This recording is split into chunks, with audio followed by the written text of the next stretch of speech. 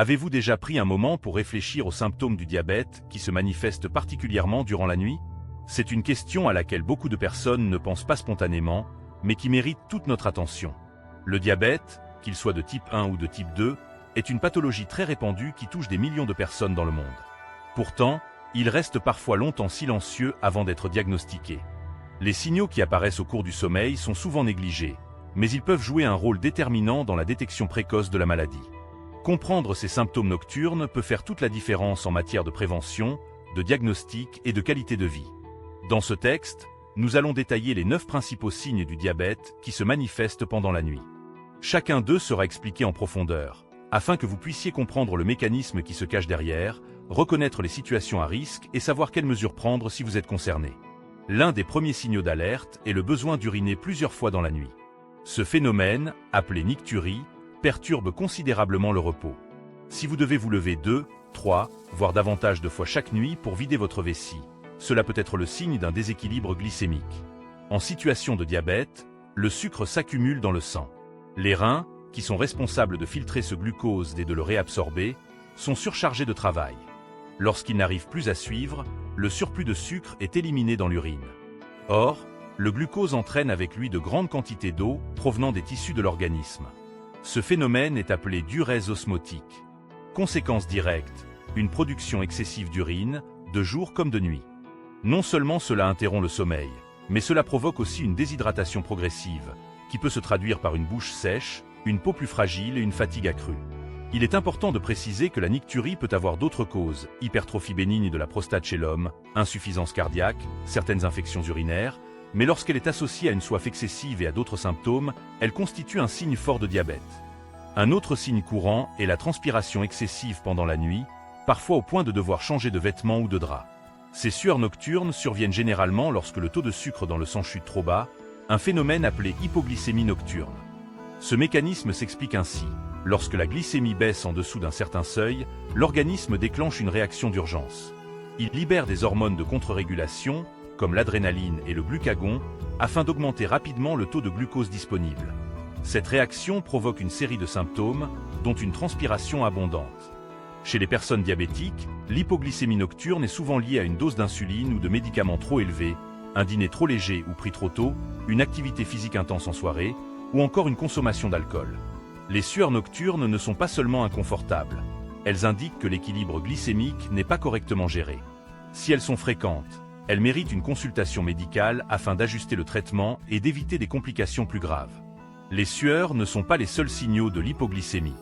D'autres symptômes peuvent apparaître pendant la nuit ou au réveil, traduisant une chute importante du sucre dans le sang.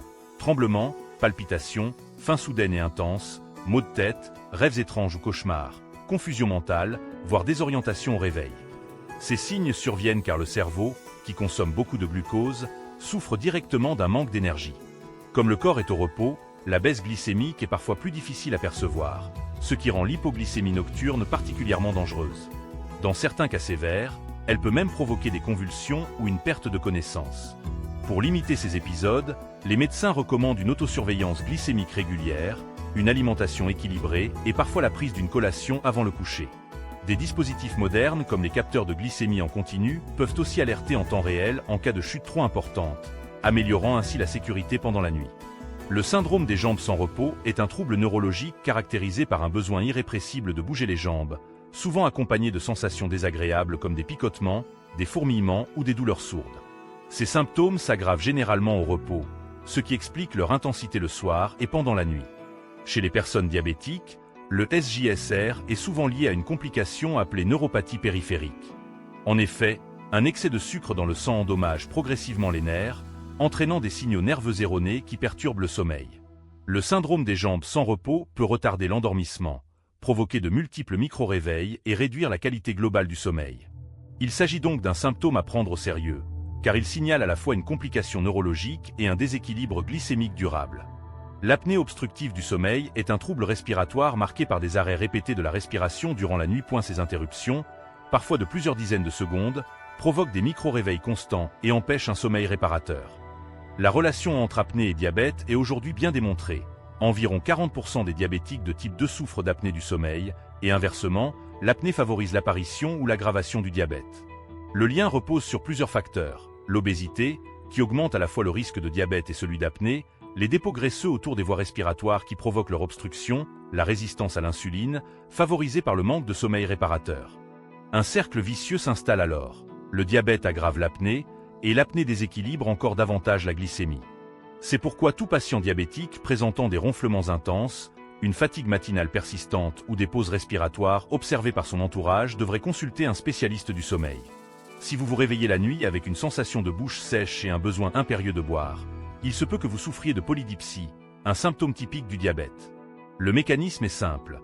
Plus le sucre s'accumule dans le sang, plus les reins produisent d'urine pour l'éliminer. Ce processus entraîne une perte importante d'eau, ce qui stimule la soif. C'est un cercle vicieux. Plus vous buvez, plus vous urinez, et plus la soif revient.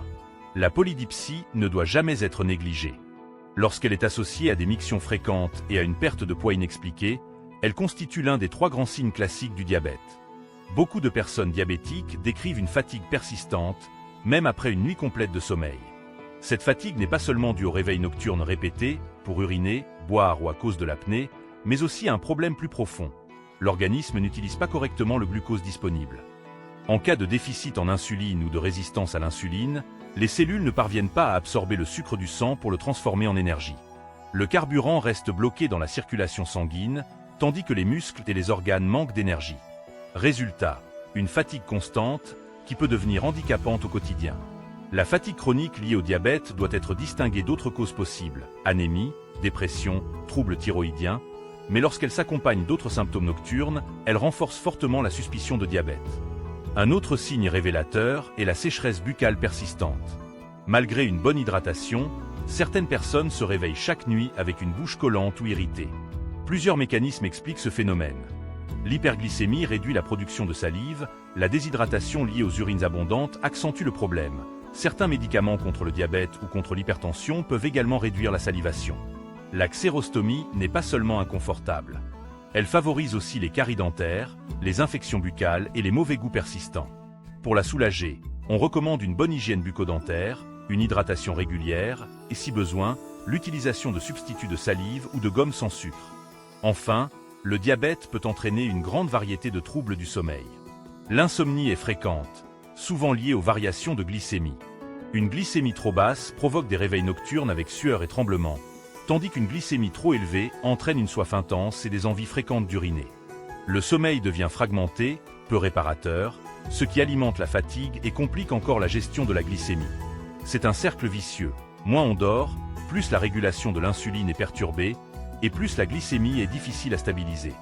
Des approches comme la thérapie cognitivo-comportementale pour l'insomnie, associée à une bonne hygiène de vie, éviter caféine et écran avant le coucher, maintenir des horaires réguliers, peuvent aider. Mais le point clé reste un meilleur équilibre glycémique. En résumé, les signes du diabète qui apparaissent la nuit incluent les mictions fréquentes, les sueurs nocturnes, les symptômes d'hypoglycémie, le syndrome des jambes sans repos, l'apnée du sommeil, la soif excessive, la fatigue persistante, la bouche sèche et les troubles du sommeil. Ces symptômes ne sont pas une preuve absolue de diabète, mais ils doivent alerter. En parler à un professionnel de santé est essentiel pour obtenir un diagnostic fiable et mettre en place une prise en charge adaptée. Le diabète est une maladie chronique sérieuse, mais une détection précoce et une bonne gestion permettent de prévenir de nombreuses complications. Être attentif aux signes nocturnes, c'est donc prendre une longueur d'avance sur la maladie. Si ce contenu vous a été utile, n'oubliez pas de mettre un like et de vous abonner pour ne rien manquer.